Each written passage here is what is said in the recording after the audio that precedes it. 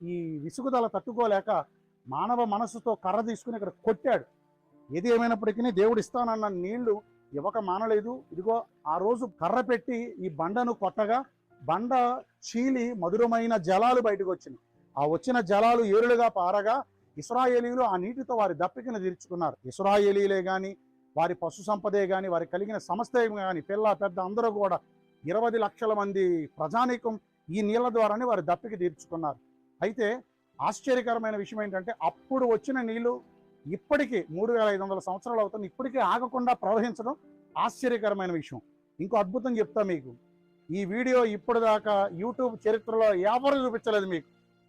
Challenge, ఎవరూ చూపించలేదు మీకు.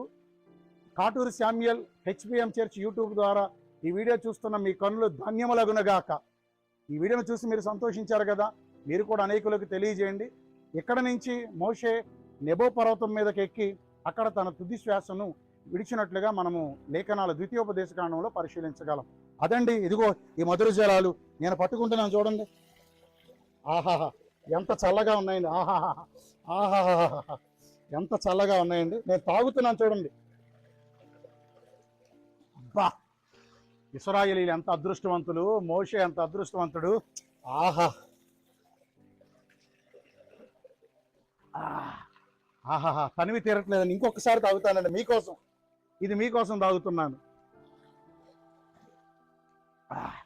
జీవ జలముల ఓట, జీవ జలముల ఓట ఇప్పటికీ ప్రవహిస్తోంది.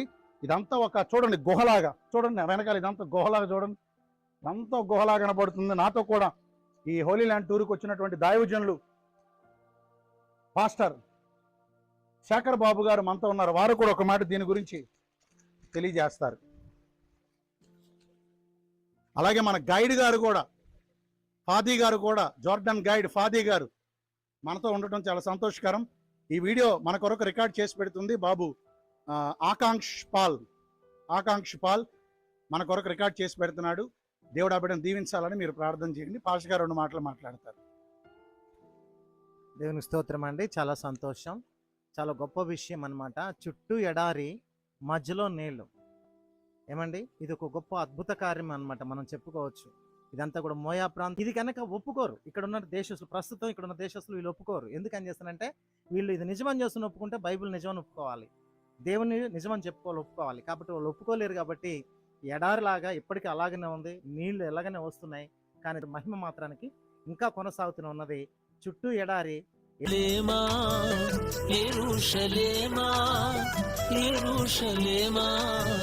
కానీ వారి పశు సంపదే కానీ, వారికి కలిగిన సమస్త కానీ, పిల్ల పెద్ద అందరూ కూడా 20 లక్షల మంది ప్రజానీకం ఈ నీళ్ల ద్వారానే వారి దప్పిక తీర్చుకున్నారు.